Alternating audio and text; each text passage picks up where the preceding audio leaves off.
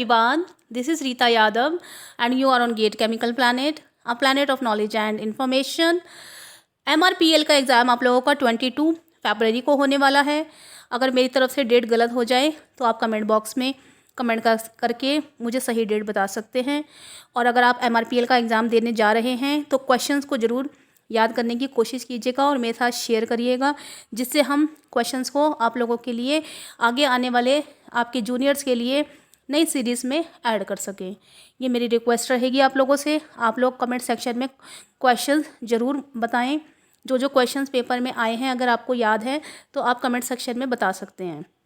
इससे आपके जूनियर्स को हेल्प मिलेगी और मुझे भी आसानी रहेगी सीरीज़ को बनाने में, एक आइडिया लेने में। ठीक है, तो यहाँ पर मैं जो आज क्वेश्चन डिस्कस करूँगी वो है मिक्स्ड क्वेश्चन, सारे सब्जेक्ट से रिलेटेड क्वेश्चंस हैं। 16 क्वेश्चंस हम यहाँ पर डिस्कस करेंगे। और जिन लोगों ने अभी तक MRPL के जो सीरीज़ है उसको नहीं देखा है तो जितने भी वीडियोस हैं उनका लिंक डिस्क्रिप्शन बॉक्स में दिया हुआ है, आप जाकर देख सकते हैं। मेरे चैनल पर प्लेलिस्ट अवेलेबल है, प्लेलिस्ट में जाकर आप MRPL की सेपरेट प्लेलिस्ट मैंने बनाई हुई है, वहाँ पर आप जितने भी क्वेश्चंस हैं MRPL के वो देख सकते हैं। इसके अलावा मैं आप लोगों को एक और रिकमेंडेशन देना चाहूँगी, सजेशन देना चाहूँगी कि आप लोग RCFL का जो मैंने सीरीज़ बनाई है, HPCL की सीरीज़ बनाई है, IOCL की सीरीज़ बनाई है मैंने, वो ज़रूर देख कर जाएँ, क्योंकि ये जो क्वेश्चंस है ये एक दूसरे से रिलेटेड होते हैं। जितने भी PSUs में क्वेश्चंस आते हैं वो एक दूसरे से रिलेटेड ही रहते हैं। तो आप अपने जो क्वेश्चंस हैं उनको ज़रूर देख के जाएँ। दूसरे क्वेश्चन से आपको पूरी हेल्प मिलेगी। आप सारे ही वीडियोस देखें। अगर आप पेपर देने जा रहे हैं तो सीरियसली आप लोग सारे वीडियोस देख कर जाएँ, क्योंकि वो आप लोगों के लिए बहुत बेनिफिशियल हैं। जब आप वीडियोस देखेंगे तो आपको लगेगा कि कितने बेनिफिशियल क्वेश्चंस आप लोगों को वहाँ पर मिलेंगे, बहुत ही हेल्पफुल क्वेश्चंस आपको मिलेंगे और वहाँ पर आप अपना आंसर भी कमेंट कर सकते हैं। तो ज़्यादा टाइम ना लेते हुए मैं आप लोगों के लिए क्वेश्चन नंबर 1 स्टार्ट करती हूँ। Question number 1 is, in case of absorber the operating line is. ये आपका क्वेश्चन मास ट्रांसफ़र से है। तो इसमें पूछा गया है कि एब्जॉर्बर के केस में जो ऑपरेटिंग लाइन होगी उसकी क्या लोकेशन होगी। It is always lie above the equilibrium curve, is below the equilibrium curve, can be either above और बिलो द इक्विलिब्रियम कर्व और नन ऑफ दिस। तो थोड़ा सा एब्जॉर्बर को मैं आप लोगों को बता देती हूँ, अगर आप लोग एब्जॉर्बर के बारे में जानना चाहें तो। एब्जॉर्प्शन बेसिकली होता क्या है? Absorption involves the selective dissolution of one और more component of a gas or vapor stream into liquid. It is the adhesion of atom, ions or molecules from a gas, liquid or dissolved solid to a surface. तो अगर आप लोगों को absorption की definition चाहिए तो आप यहाँ से लर्न कर सकते हैं व्हाट इज़ एब्जॉर्प्शन। यहाँ पर मैं आप लोगों के लिए एक पिक्चर में आप लोगों को दिखाना चाहूँगी ऑपरेटिंग लाइंस का एब्जॉर्बर के केस में। The operating lines for absorber and stripper as shown in the following plots. तो यहाँ पर आपके 2 प्लॉट्स दिए गए हैं जहाँ पर आपको ऑपरेटिंग लाइंस के बारे में बताया गया है। The operating line for absorber lies above the equilibrium curve and it is lie below the equilibrium curve for stripper. तो ऑपरेटिंग लाइन की अगर हम बात करें तो एब्जॉर्बर के केस में तो वो ऊपर होगा इक्विलिब्रियम कर्व के। ठीक है, तो यहाँ पर आप देख रहे हैं ये वाली पिक्चर आप देख रहे हैं। ठीक है, तो आपकी इक्वेशन कर्व दिया हुआ है। ठीक है, ये है और आपका जो ऊपर वाली आपकी लाइन दिखाई दे रही है it is the operating line for the absorber. ठीक है, सेकंड वाले में अगर हम डिस्कस करें तो सेकंड वाला जो प्लॉट है it is for stripper. Stripper के केस में भी क्वेश्चन पूछा जा सकता है। तो आप देख रहे हैं कि स्ट्रीपर के केस में ये आपका इक्वेशन कर्व है, it means the equilibrium curve है ये आपका। और यहाँ पर ये जो आप लाइन देख रहे हैं, जो स्ट्रेट लाइन आप देख रहे हैं, ये आपकी है ऑपरेटिंग लाइन फॉर स्ट्रीपर। ठीक है, और यहाँ पर ऑपरेटिंग लाइन्स के आपको फॉर्मूले भी दिए गए हैं। L/G दिया गया है, L/G, L/mg होता है। ठीक है, तो यहाँ पे आपको दिया गया है। तो यहाँ से आप पिक्चर ध्यान से देख लीजिए और इसको याद कर लीजिए, operating lines for absorber and stripper. तो इसका जो आंसर होगा ये होगा A, always lie above the equilibrium curve. Absorber के केस में जो ऑपरेटिंग लाइन होगी वो इक्विलिब्रियम कर्व के ऊपर होती है। ठीक है, तो आप ध्यान रखिएगा, इस तरीके के क्वेश्चंस आ सकते हैं। नेक्स्ट हम सेकंड क्वेश्चन की तरफ हम मूव करेंगे। In an isochoric process the process variables that stay constant is. तो ये पूछ रहे हैं कि जो आइसोकोरिक प्रोसेस होता है, थर्मोडायनेमिक्स का ये क्वेश्चन है आप लोगों का, और कह रहे हैं कि आइसोकोरिक प्रोसेस के केस में आपका जो कौन सा प्रोसेस वेरिएबल होता है जो कि कांस्टेंट रहता है, टेम्परेचर, प्रेशर, वॉल्यूम और एंट्रोपी। तो अगर मैं आपको दिखाना चाहूँ तो आइसोकोरिक प्रोसेस ये रहते हैं। If the process occurs at constant total volume the process is said to be isochoric. Thus, volume change dV equals to 0 for an isochoric process। ठीक है, तो जो आइसोकोरिक प्रोसेस होते हैं उसमें आपका वॉल्यूम क्या होता है, टोटल वॉल्यूम जो होता है वो कांस्टेंट रहता है। For isochoric process the work done can also be calculated. अगर आपसे वर्क डन पूछा जाता है आइसोकोरिक प्रोसेस में तो आप W equals to integral P D V equals to integral P into 0 हो जाएगा और वर्क डन आपका हो जाएगा 0। तो ये सारे आपके ग्राफ्स हैं। ठीक है, फर्स्ट लॉ ऑफ थर्मोडायनेमिक्स से आप यहाँ से याद कर सकते हैं। This process can be shown graphically represented by the following graphs. तो ये आपका पीवी ग्राफ है, ये आपका पीवी ग्राफ है, ये आपका पीवी ग्राफ है, जहाँ पर आपका जो वॉल्यूम है वो कौन सा वाला है, वो कांस्टेंट रहेगा आइसोकोरिक के केस में। ठीक है, तो यहाँ पर हमारा आंसर हो जाएगा वॉल्यूम। तो मैं यहाँ पर आप लोगों को, जितने भी स्टूडेंट MRPL का पेपर देने जा रहे हैं उन सब लोगों को बता देना चाहूँगी कि ये जो सीरीज़ है इसके क्वेश्चन जो मैंने डिज़ाइन किए हैं प्रीवियस ईयर क्वेश्चन पेपर से डिज़ाइन किए हैं, रिसर्च करके बहुत सारी जगह मैंने देखा, उसके बाद कुछ नेट से भी लिया है डेटा, और आप लोगों के लिए मैंने कुछ प्रीवियस ईयर जो स्टूडेंट्स हैं मेरे उन लोगों से बात की थी, उन लोगों ने कुछ मुझे बताया, उसके बेसिस पे मैंने क्वेश्चंस डिज़ाइन किए हैं। और जो मेरे पास पुराने पेपर्स थे MRPL के, जब मैंने बच्चों को पढ़ाया था और जब मैंने खुद भी पेपर्स दिए थे जब पेपर ऑफलाइन होता था, तो उसके तहत मैंने आप लोगों के लिए क्वेश्चन डिज़ाइन किए हैं जो कि बहुत अच्छे क्वेश्चंस हैं। आप इन क्वेश्चंस को ज़रूर देखिए।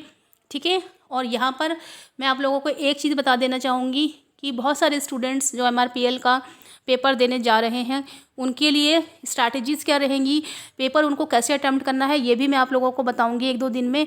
तो आप मेरे साथ वीडियोस पर बने रहिए, लगातार मुझे मैसेज करते रहिए, कमेंट करते रहिए, जिससे हमारा एक कनेक्शन बना रहे। तो नेक्स्ट हम क्वेश्चन डिस्कस करते हैं, question number 3। The third question is the process by which organisms receive oxygen necessary for its growth is.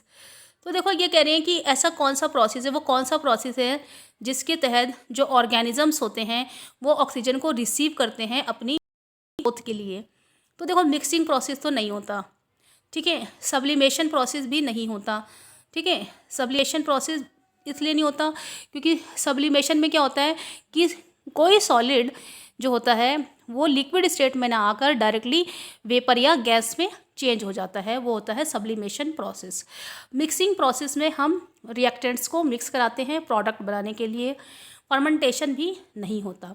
Fermentation आप ऐसे समझ सकते हैं कि जैसे आपने मिल्क से कर्ड बनाया तो this is the fermentation process.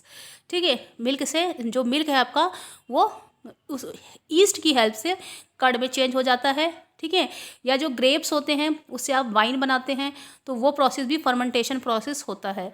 तो यहाँ पर सारे ऑप्शन को हटा देने के बाद आपके पास एक ऑप्शन बचता है बी, जो कि एरिएशन प्रोसेस है। और एरिएशन के तहत ही जो ऑर्गेनिजम्स होते हैं वो ऑक्सीजन रिसीव करते हैं अपनी ग्रोथ के लिए। Now option B is the correct for question number 3।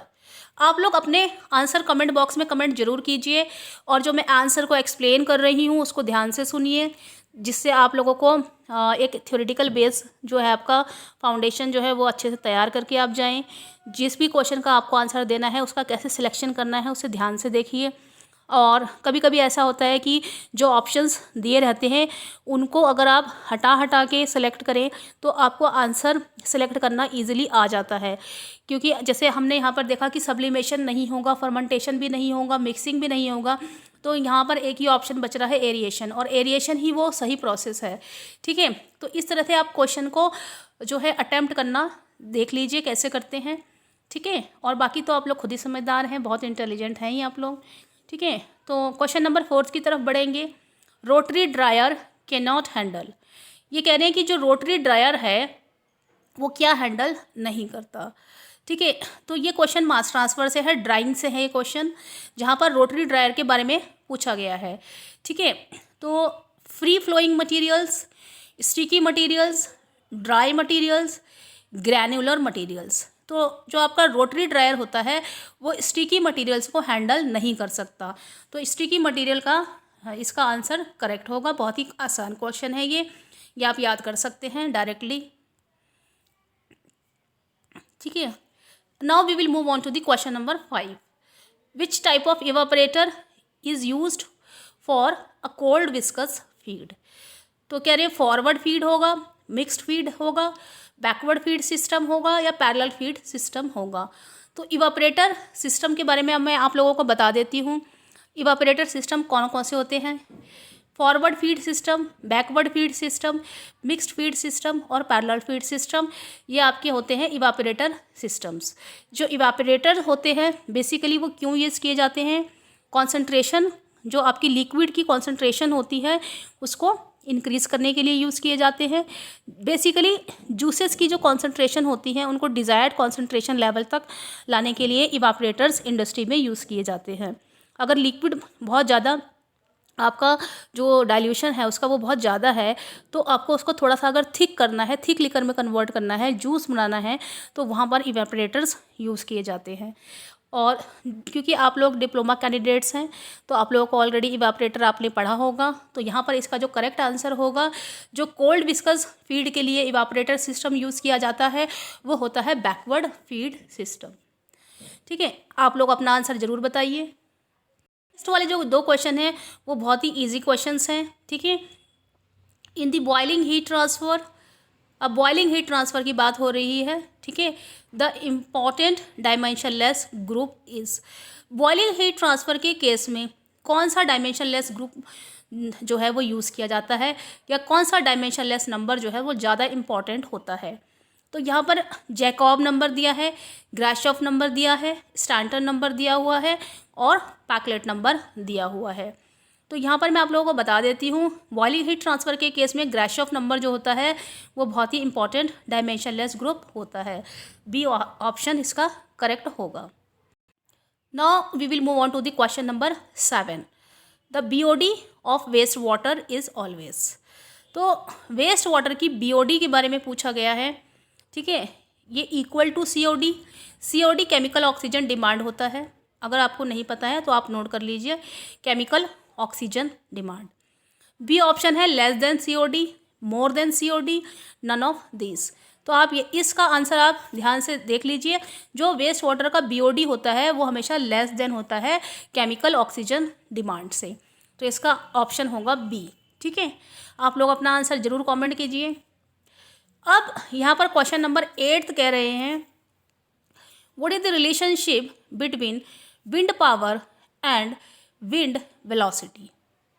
तो सबसे पहले तो मैं आपको ये बता देती हूँ कि विंड स्पीड और विंड पावर के बीच में क्या रिलेशनशिप होता है। Wind speed largely determines the amount of electrically generated by a turbine. इस सेंटेंस को मैं एक बार दोबारा रिपीट करना चाहूँगी आप लोगों के लिए। Wind speed largely determines the amount of electricity generated by a turbine. Higher wind speed generate more power because stronger winds allow the blade to rotate faster। तो यहाँ पर जो P आपको दिखाई दे रहा है वो है विंड पावर, और जो U है, U is the wind velocity. ठीक है, तो बेसिकली इसका जो आंसर करेक्ट होगा वो होगा power is directly proportional to U to the power 3। It means power is directly proportional to the cube of the wind velocity. So this is the relation between the wind power and the wind velocity. B option इसका correct होगा. Next कह रहे हैं Leidenfrost phenomena is a termed used in. तो Leidenfrost phenomena अगर आपको याद हो तो आपने कहाँ पर पढ़ा था? ये तो हीट ट्रांसफ़र में पढ़ा था. पहली बात तो हीट ट्रांसफ़र का क्वेश्चन है, ठीक है. और लीडन फ्रोस्ट फिनोमिना जो होता है वो आपने पढ़ा है बॉइलिंग एंड कंडेंसेशन में, ठीक है. तो यहाँ पर इसका आंसर होगा बॉइलिंग एंड कंडेंसेशन.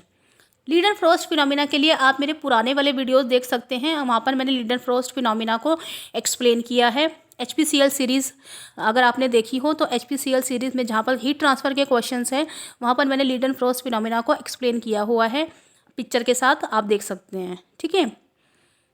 नेक्स्ट हम क्वेश्चन पढ़ेंगे the boiling point of liquid oxygen is.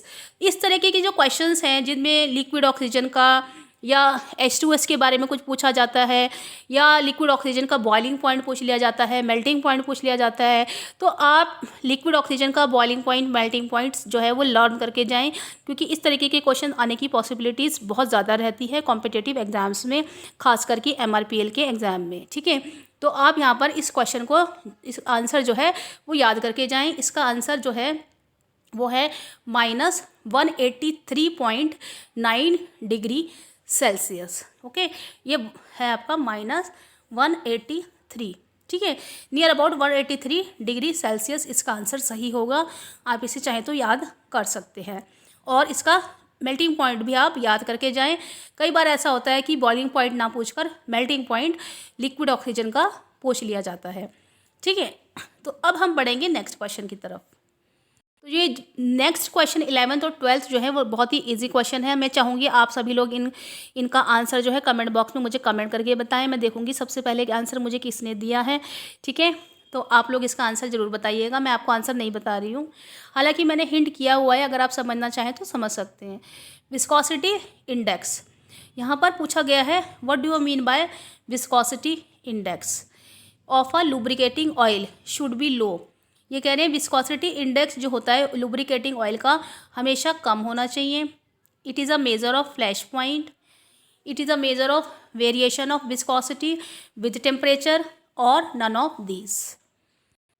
तो देखो लुब्रिकेटिंग ऑयल्स के केस में अगर विस्कोसिटी इंडेक्स देखें तो ये लो होता है कि नहीं होता, ये तो एक अलग बात है. बट यहाँ पर मैं आपको बता दूँ कि low of lubricating oil should be low, ये ऑप्शन नहीं है करेक्ट, ठीक है. और फ्लैश पॉइंट का मेजरमेंट तो ये बिल्कुल भी नहीं होता है, ठीक है.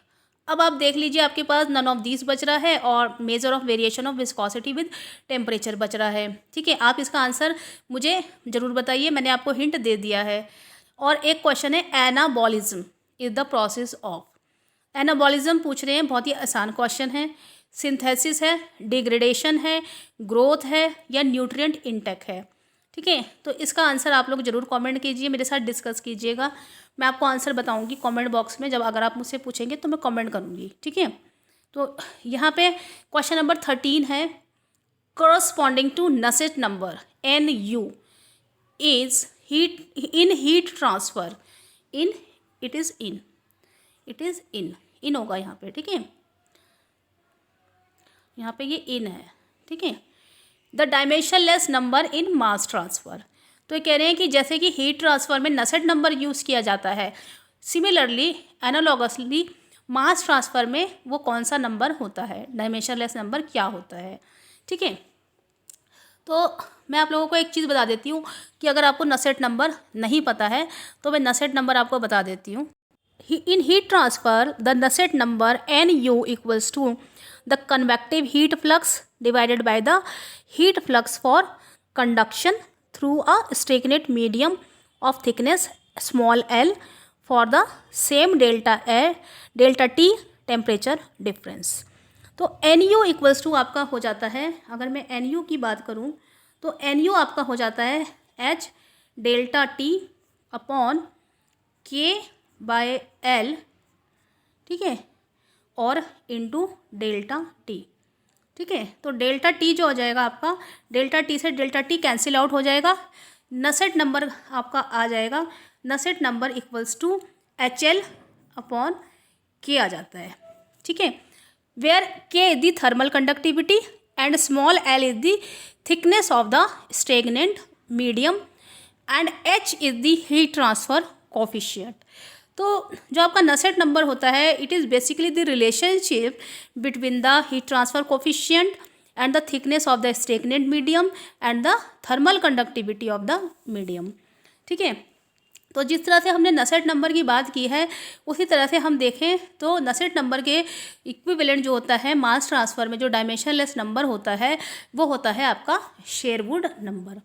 ठीक है, तो शेरवुड नंबर की अगर मैं आपसे बात करूं तो शेरवुड नंबर क्या होता है? Convective molar flux divided by the molar flux for molecular diffusion through a stagnant medium of thickness L under the driving force delta PA. PA is the partial pressure difference.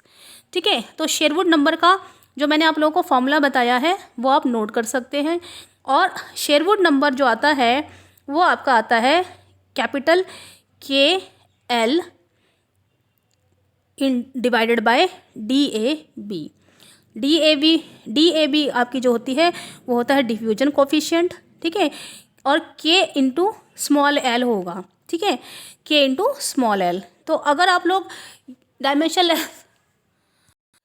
Dimensionless number के बारे में ज़्यादा जानना चाहते हैं तो जो मैंने मास ट्रांसफ़र का सीरीज़ बनाई है, जिसमें मैंने मास ट्रांसफ़र के MCQs पढ़ाए हैं, वहाँ पर आप डायमेंशनलेस नंबर्स का वीडियो देख सकते हैं. अदरवाइज़ अगर आप कहेंगे, रिक्वेस्ट करेंगे, तो मैं सारे वीडियोस एक साथ कंपाइल कर दूंगी आप लोगों के एग्ज़ाम से पहले. ठीक है, तो यहाँ पर हम बढ़ेंगे नेक्स्ट क्वेश्चन की तरफ. इसका आंसर होगा शेरवुड नंबर. आपका जो 14 क्वेश्चन होगा, which of the following is a detergent. तो यहाँ पे पूछ रहे हैं कि इन सब में से डिटर्जेंट कौन है? सेल्यूलोस नाइट्रेट होगा, पॉलीविनाइल क्लोराइड होगा, या फिर बेंजीन हेक्साक्लोराइड है, या एल्काइल बेंजीन सल्फोनेट होगा. तो यहाँ पर आपको कोई भी कन्फ्यूज़न ना रहे, इसके लिए मैं आपको बता देती हूँ कि जो सेल्यूलोस नाइट्रेट होता है वो एक पॉलीमर होता है. ठीक है, it is used as explosive and most commonly in a product known as smokeless gun powder. तो गन पाउडर में यूज़ किया जाता है. अगर मैं पॉलीविनाइल क्लोराइड की बात करूं तो इसको हम कहते हैं PVC. PVC के बारे में अगर आपको डेटा नहीं पता है तो मैं बता देती हूँ. PVC is the world's third most widely produced synthetic plastic polymer. PVC एक पॉलीमर होता है जिसको हम थर्मोप्लास्टिक पॉलीमर भी कहते हैं. ठीक है, it is used in the construction of pipe, also used in the doors and Windows of your home. ठीक है, तो PVC तो नहीं होगा इसका आंसर, क्योंकि PVC प्लास्टिक पॉलीमर होता है. सेल्यूलोस नाइट्रेट भी पॉलीमर है. अब अगर हम बात करें बेंजीन हेक्साक्लोराइड की, तो जो बेंजीन हेक्साक्लोराइड है उसे BHC बोलते हैं, और ये एक एग्रीकल्चरल इंसेक्टिसाइड यूज़ किया जाता है. फार्मास्यूटिकल ट्रीटमेंट में ये स्केबीज के ट्रीटमेंट में यूज़ किया जाता है. तो यहाँ पर इसका जो करेक्ट आंसर बचा, क्योंकि तीनों ऑप्शन नहीं होंगे, बेंजीन हेक्साक्लोराइड जो होता है वो एज एन इंसेक्टिसाइड यूज़ किया जाता है. तो बच रहा है केवल एल्काइल बेंजीन सल्फोनेट. और जी हाँ, एल्काइल बेंजीन सल्फोनेट जो होता है वो डिटर्जेंट होता है, ABS बोलते हैं इसको. इसका करेक्ट ऑप्शन होगा D ऑप्शन. ठीक है, तो यहाँ पे मैंने इसको पूरा एक्सप्लेन भी कर दिया आप लोगों के लिए. जिनको याद ना हो उन्हें याद हो जाएगा. नेक्स्ट हम बढ़ेंगे 15 क्वेश्चन की तरफ. What is the brown coal. ठीक है, ब्राउन कोल के बारे में पूछ रहे हैं. ब्राउन कोल क्या होता है? वेरी हाई वोलेटाइल कोल होता है, वेरी हाई सल्फर कोल होता है, वेरी हाई फिक्स्ड कार्बन कोल होता है, या फिर वेरी हाई ऐश कोल होता है. तो सबसे पहले हम ब्राउन कोल को जानेंगे कि ब्राउन कोल होता क्या है. Basically lignite is called the brown coal. Lignite is also called the brown coal. ठीक है, लिग्नाइट को ब्राउन कोल कहा जाता है. And it is soft brown combustible sedimentary rock formed from naturally compressed peat. Peat से बनता है ये. ठीक है, it has a carbon content of around 25 to 35% and it is considered as lowest rank of coal due to its low heat content and low sulphur content. तो यहाँ पर अगर हम इसका आंसर देखें तो जो ब्राउन कोल होता है उसका आपका जो कार्बन कंटेंट होता, हीट कंटेंट होता है वो लो होता है और सल्फ़र कंटेंट भी लो होता है। तो यहाँ पर इसका जो आंसर बैठ रहा है वो बैठ रहा है वेरी हाई ऐश कोल, जो जिसमें ऐश ज़्यादा होगी। ठीक है, तो यहाँ पर ये ऐश बहुत ज़्यादा देता है, ऐश कोल कहा जाता है, वेरी हाई ऐश कोल कहा जाता है ब्राउन कोल को। और ब्राउन कोल बेसिकली लिग्नाइट होता है। ठीक है, तो जिनको नहीं पता है वो यहाँ से याद कर सकते हैं और आंसर को आप डिस्कस कर सकते हैं कमेंट बॉक्स में। ठीक है, अपना आंसर आप कमेंट जरूर कीजिए, आपको कौन सा आंसर सही लग रहा है। तो मैंने इसको थोड़ा सा एक्सप्लेन कर दिया है कि अगर कुछ बच्चे कंफ्यूज हों तो उन्हें यहाँ से आंसर मिल जाए। ठीक है, लास्ट हम बढ़ेंगे क्वेश्चन नंबर 16 की तरफ। The turbidity of a polymer solution measures light. कह रहे हैं the turbidity of a polymer solution measures light. Option number A is absorbed by the solution, scattered by the solution, emitted by solution, and D option is transmitted by the solution। तो इस question का answer हम लोग देखेंगे, लेकिन उससे पहले थोड़ा सा हमें टर्बिडिटी जानना जरूरी है अगर आपको टर्बिडिटी के बारे में नहीं पता। ठीक है, so here I explain the definition of turbidity. Okay, turbidity is a measure of the light transmitting properties of water. It is a test used to indicate the quality of waste discharges and natural water with respect to the colloidal and residual suspended matter. It the measurement of turbidity is basically based on the comparison of the intensity of light scattered by a sample as compared to the light scattered by a reference suspension under the same conditions। ठीक है, तो turbidity में major क्या करते हैं? It is basically a measure of light transmitting property of water. और जो measurement करते हैं हम टर्बिडिटी का, it is based on the comparison of the intensity of light which is scattered by a sample as compared to the light scattered by a reference suspension under the same test conditions। तो यहाँ पर इसका जो answer होगा वो होगा the turbidity of a polymer solution measures light scattered by the solution. ठीक है, तो इसका आंसर हमने डेफिनेशन से आपको बताया कि अगर आपको टर्बिडिटी के बारे में पता है, टर्बिडिटी टेस्ट क्यों करते हैं इसके बारे में पता है, तो आप इस क्वेश्चन का आंसर इजीली कर सकते हैं। तो इस क्वेश्चन का आंसर आपको छांटने में कोई भी प्रॉब्लम ना हो, तो यहाँ पे मैंने इसको इसलिए आपको डेफिनेशन को एक्सप्लेन कर दिया है। ठीक है, आपको मैंने जो भी डेफिनेशन बताई है आप उसको नोट कर सकते हैं।